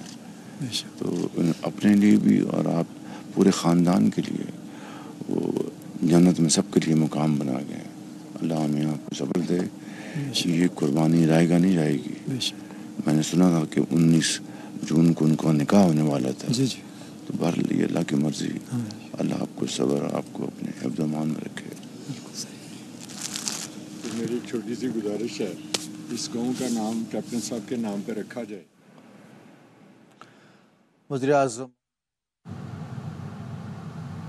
आज़म शहबाज शरीफ मौजूद हैं यहाँ पर। उन्होंने मुख्तसर गुफ्तगू भी की है और ख़ास तौर पर गहरे दुख का इज़हार किया है वज़ीर आज़म ने। और वज़ीर आज़म को ये बताया गया कि कैप्टन फराज इलियास शहीद की 19 जून को शादी भी थी। और ज़ाहिर है ज़िंदगी के मामलात तो चलते रहते हैं, लेकिन एक ऐसे मौके पर जब ईद भी करीब है, शादी भी होनी थी, घर वालों पर ये ख़बर यकीनन एक दुख और रंज लेकर आई है। और इस वक्त वो शहदा की फ़ैमिली से मुलाकात कर रहे हैं और कितना भी दिलासा दें, ज़ाहिर है आप उन अल्फाज में वो अल्फाज नहीं अदा कर पाते हैं, वो एहसासात महसूस नहीं कर पाते हैं, लेकिन हम इनके जज्बे को सलाम करते हैं, शहदा के फ़ैमिली के जज्बे को सलाम करते हैं। क्योंकि जब हमारी किसी भी शहदा की फ़ैमिली से बात हुई है, वो कहते हैं हमें इस बात पर फ़ख्र है कि हमारा बेटा मुल्क के लिए उसने अपनी जान कुर्बान कर दी।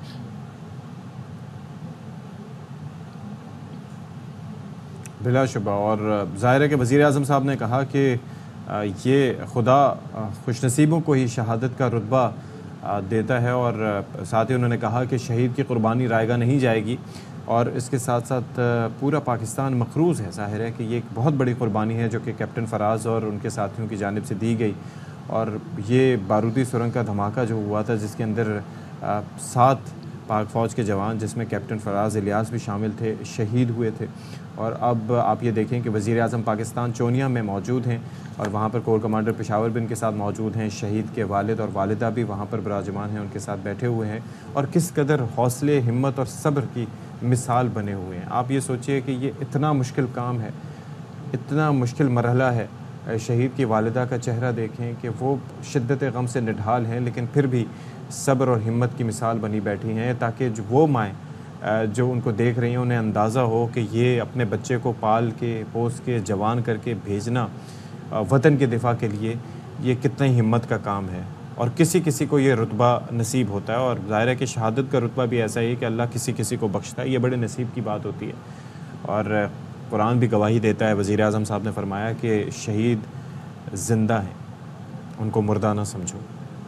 यकीनन इस मौके पर वज़ीर आज़म ने कहा कि अल्लाह ताला शहादत का रुतबा किसी किसी को बख्शता है। और मुखातिब थे वो शहीद कैप्टन फराज इलियास की वालिदा से।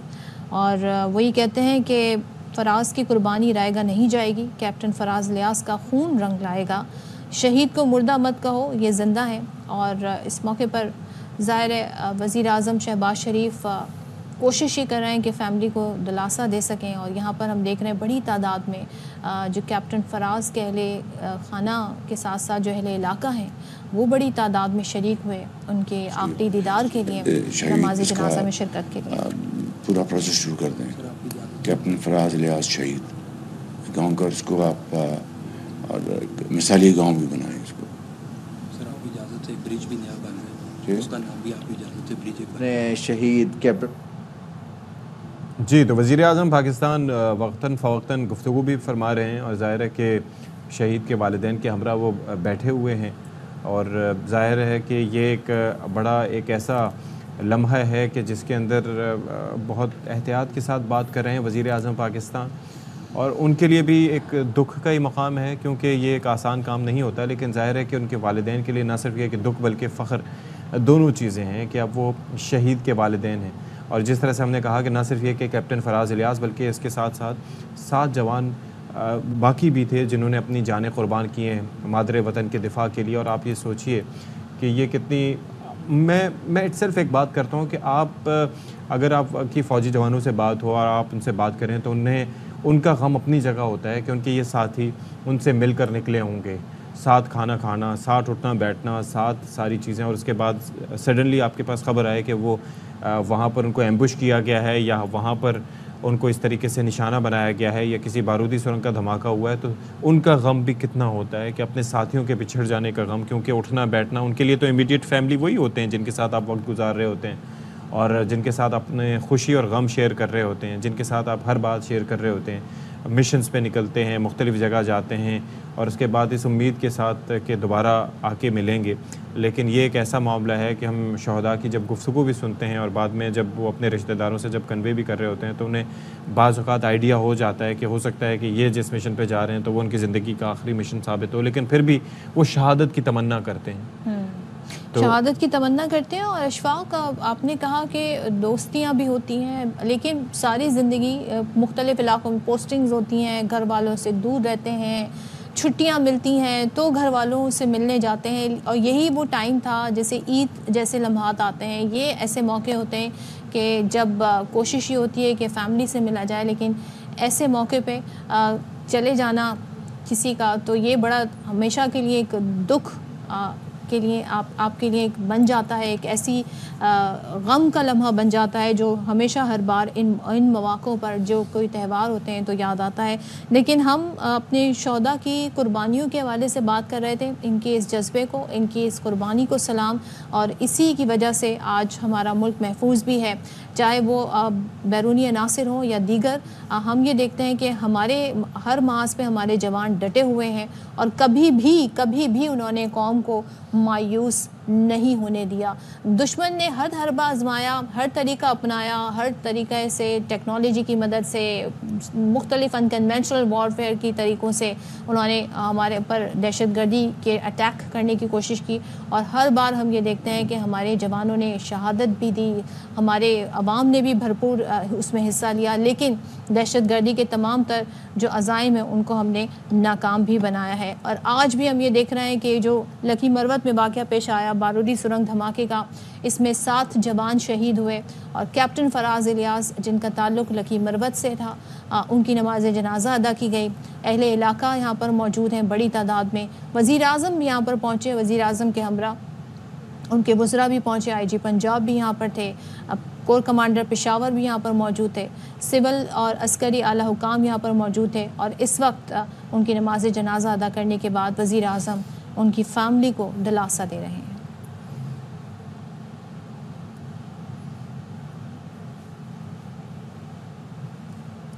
अच्छा, तो आप ये मनाज़िर देख रहे हैं कि वज़ीर आज़म की जानिब से शहीद के वालिद को दिलासा दिया जा रहा है और गुफ्तगू भी कर रहे हैं वज़ीर आज़म पाकिस्तान उनके साथ। और इस वक्त ज़ाहिर है कि सदमे की कैफियत ऐसी होती है, फ़िक्र ऐसी होती है कि उस वक्त शुरू में तो कुछ समझ नहीं आ रहा होता कि क्या क़यामत बीत गई है, लेकिन उसके बावजूद जिस तरीके से सब्र की, हौसले की एक चट्टान बने बैठे हैं शहीद कैप्टन फराज के वालिदैन और उनके अहल खाना, ये सब के लिए एक बड़ी हिम्मत की बात है। और मैं शुरू में जिस तरह से तज़किरा कर रहा था कि आप ये देखिए कि पाक फ़ौज ने पाकिस्तान में कितने ऑपरेशंस में हिस्सा लिया, कितने इंटेलिजेंस बेस्ड ऑपरेशंस किए जाते हैं, हमें उनकी खबर ही नहीं होती। हम उन चीज़ों का तज़किरा नहीं करते आज से कुछ अर्सा पहले तक। और ख़ास तौर पर ये जो वॉर ऑन टेरर के बाद दहशतगर्दी के ख़िलाफ़ जंग में जिस तरह से हमने हिस्सा लिया था, उसके बाद $140 अरब का नुकसान अपनी जगह, हमारे जवानों ने कुर्बानियाँ जिस तरीके से दी थी, हमारे इंफ्रास्ट्रक्चर की जिस तरह से तबाही हुई थी,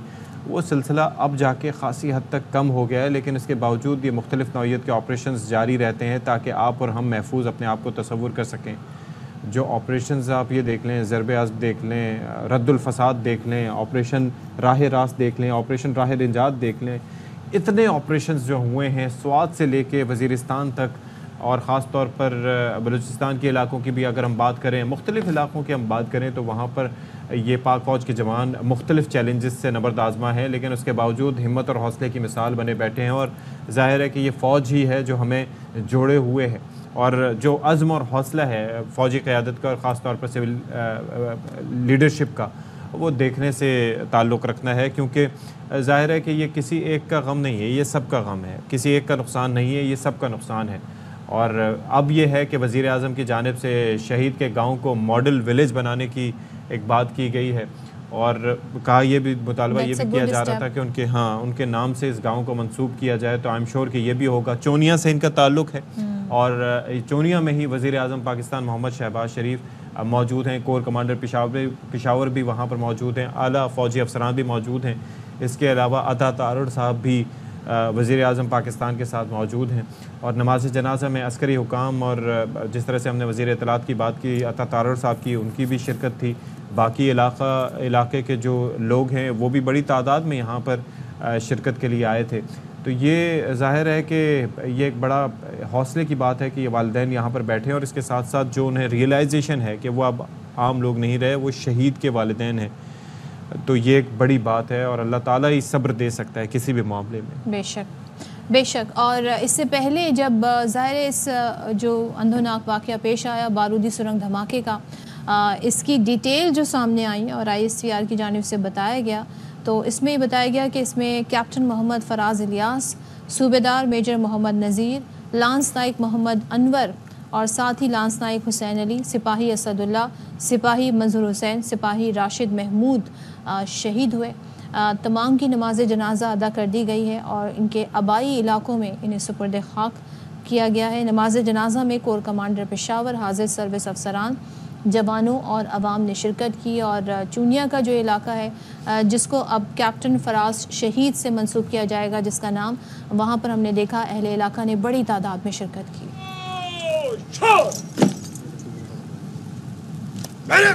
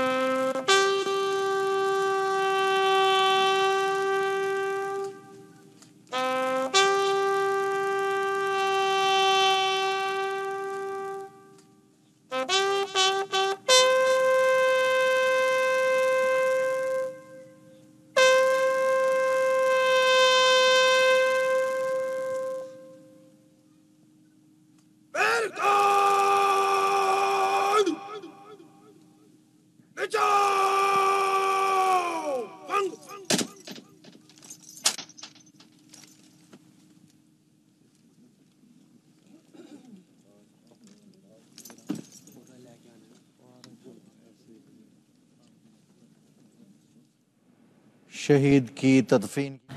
मनाजिर आप देख रहे हैं, पाक फ़ौज के कैप्टन समेत 7 जवानों की नमाज जनाजा अदा की गई है। वज़ीर आज़म ने इस मौके पर शिरकत की। वज़ीर आज़म के हमरा उनके वज़रा मौजूद थे, IG पंजाब मौजूद थे। साथ ही हमने देखा कोर कमांडर पेशावर, आला फ़ौजी अफसरान और अवाम ने बड़ी तादाद में शिरकत की। ये आबाई इलाका है कैप्टन फराज इलियास शहीद का। यहाँ पर अहले इलाका ने भी बड़ी तादाद में शिरकत की और इस वक्त उनका जस्ते खाकी को सलामी भी पेश की गई है। साथ ही वज़ीर आज़म ने इस मौके पर ऐलान किया कि जो इनका आबाई गांव है कैप्टन फराज का, उनको उनके नाम से मंसूब किया जाएगा। वज़ीर आज़म की शहीद के गांव को मॉडल विलेज बनाने की हिदायत भी सामने आई है। इस वक्त फूल रखे जा रहे हैं कैप्टन की आखिरी दीदार करने के बाद, नमाज जनाजा अदा करने के बाद यहाँ पर मौजूद वज़ीर आज़म ने उनके घर वालों से भी मुखातिब हुए उनको दिलासा भी दिया, और हमने देखा बड़े हौसले के साथ शहीद के वालिदैन यहाँ पर मौजूद हैं थ्रू आउट। बिलाशुबा, और ये मनाजिर आप देख सकते हैं अपनी टेलीविज़न स्क्रीन पर कि इस वक्त फूल रखे जा रहे हैं। ज़ाहिर है वज़ीर आज़म पाकिस्तान की जानिब से भी जो कब्र है शहीद की उस पर फूल रखे जा रहे हैं। इसके अलावा जो फ़ौजी हुकाम हैं उनकी जानिब से भी आप ये देखें कि ये फूल निछावर किए जा रहे हैं, और ज़ाहिर है कि ये मंज़र आप अपनी टेलीविज़न स्क्रीन पर देख सकते हैं। और ये इस बात का गम्माज़ और अक्कास है कि हम अपने शहदा को भूलते नहीं हैं, हम उन्हें याद रखते हैं, और उनकी कुर्बानियाँ ज़ाहिर है हमारे लिए एक मशअल राह हैं, और यह उनकी कुर्बानियों की वजह से ही पाकिस्तान आज कायम दायम और सलामत है।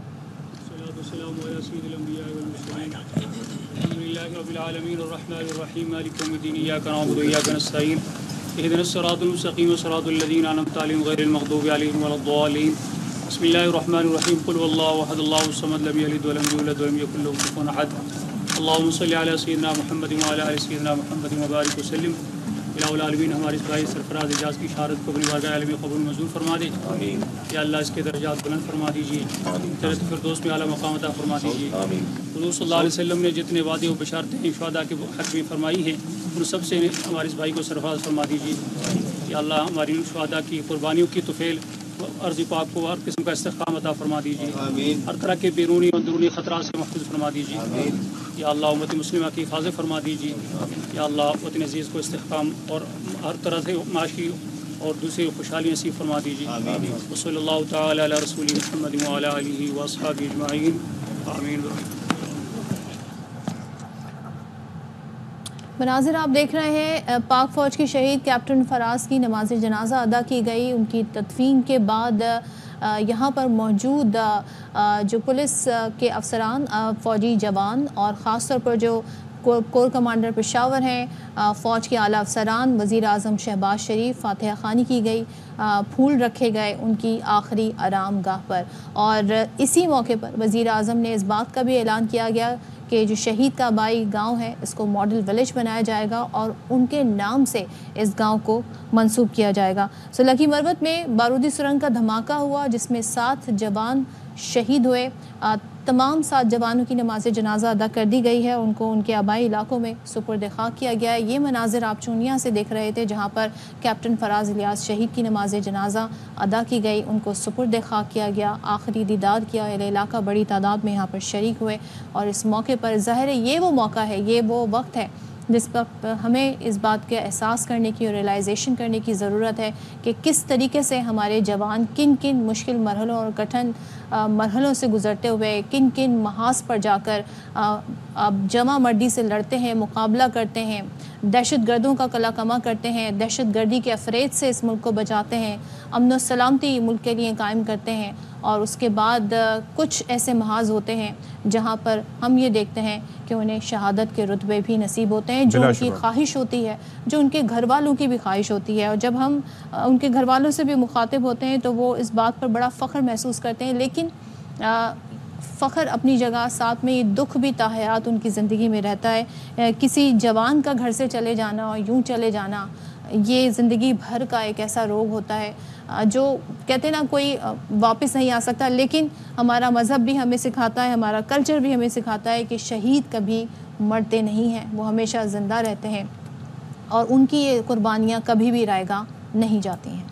और ये रियलाइजेशन बहैसियत कौम होना बहुत ज़रूरी है। देखिए, मीडिया का काम है इस हवाले से अवेयरनेस क्रिएट करना, मीडिया का काम है आपको बताना, मीडिया का काम है कि इन चीज़ों को हाईलाइट करना, ये रियलाइज़ आपको कराना कि ये कितनी बड़ी कुर्बानियाँ हैं जो कि अफ़वाज पाकिस्तान की जानिब से पाकिस्तान की सालिमियत के लिए दी जाती हैं। लेकिन जब को आपको और हमें रियलाइजेशन नहीं होगी तो फिर क्या फ़ायदा। हमें ये रियलाइज़ करना है कि शहीदों की वजह से ही हम कायम होता है। और वज़ीर आज़म का इस मौके पर पहुंचना, थ्रू आउट तमाम तर मराहिल में साथ रहना, यकीनन वो आवाम की भी वहाँ पर बतौर वज़ीर आज़म नुमाइंदगी कर रहे हैं, तो ये भी एक बड़ा कमेंडेबल स्टेप है। तो यहाँ पर हम ब्रेक ले रहे हैं, ब्रेक के बाद वापस आते हैं।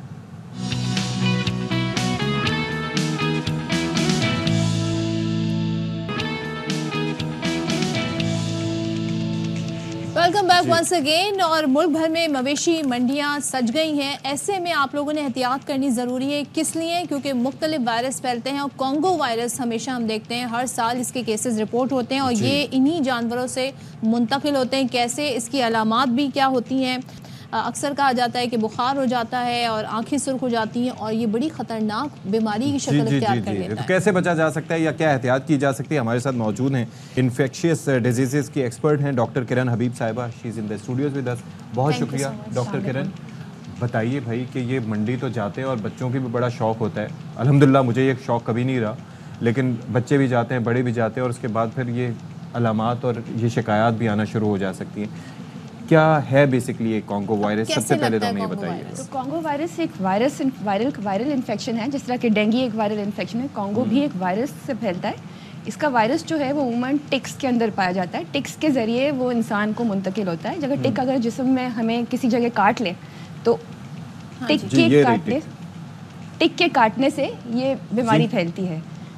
टिक के काटने से फैल सकती है, या दूसरा तरीका ये हो सकता है कि अगर किसी जानवर या किसी इंसान को कॉन्गो का वायरस है, उसकी बीमारी है और उसके खून या उसके गोश्त या किसी और जिस्म के मवाद से आपका राब्ता होता है कि आपका हाथ आप छूते हैं उसको, तो उससे आपको इन्फेक्शन मुंतकिल हो सकता है।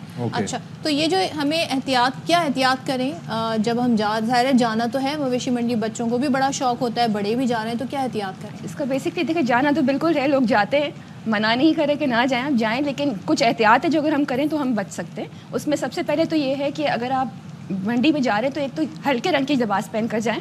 उसकी वजह यह कि अगर आप जब हल्के रंग का लिबास पहनते हैं तो उस पर अगर कोई टिक चिपकी हुई है नज़र आ जाएगी आपको, तो आप उसको उतार सकते हैं। एक ये थे। दूसरा है कि आप जाएं तो कपड़े ऐसे हों जिसकी आस्तीनें लंबी हों, टांगों को पूरी तरह से ढांपा हुआ हो, जूते पहने हुए हों, ताकि जिस्म का कम से कम हिस्सा जो है वो खुला हो, स्किन एक्सपोज ना हो।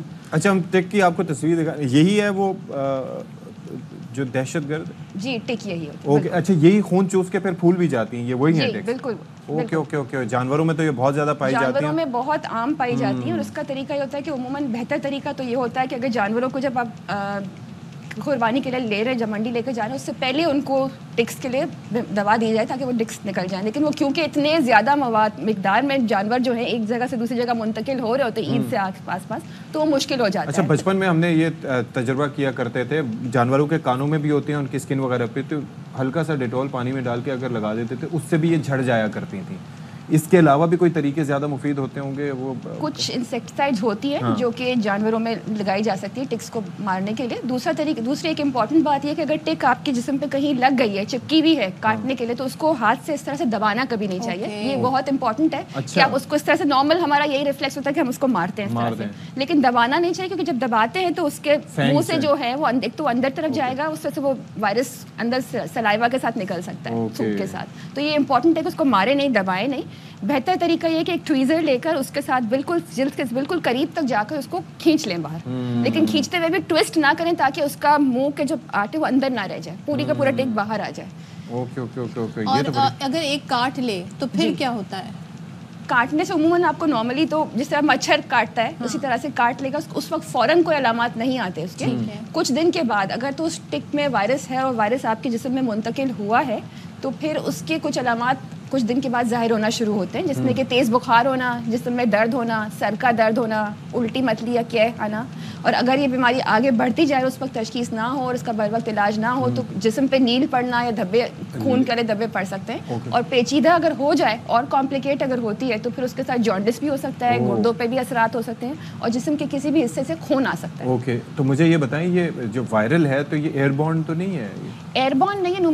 तरीका इसका ये है कि बेसिकली ये खून के या जिस्म में मवाद जो है, बॉडी के जो फ्लूइड्स हैं उससे फैलता है। लेकिन अगर किसी को वॉमिट हो रही है तो उसके साथ जो ज़रात हैं तो वो अगर इनहेल कर लिए जाएं तो उससे बिल्कुल फैल सकता है, ड्रॉपलेट्स के जरिए फैल सकता है। ऐसी सूरत में फौरी डॉक्टर से फिर कंसल्ट, अगर किसी को इस तरह के कोई अलामात हो तो फौरन आप डॉक्टर से कंसल्ट करें ताकि फौरन इसकी तशखीस हो, तस्दीक हो बीमारी की और ट्रीटमेंट स्टार्ट हो सके। चलें जी, thank you so much doctor हमारे साथ ही बहुत मुफीद आपने मालूमात दी। अपना ख्याल रखें और इन तमाम तर चीज़ों का एहतियात करें और क्रिकेट से दूर रहें। आज के प्रोग्राम में आपसे इजाज़त और टीम को हमारी वापस भेजें प्लीज़। मोहसिन नकवी साहब, थैंक यू सो मच। अल्लाह हाफिज़।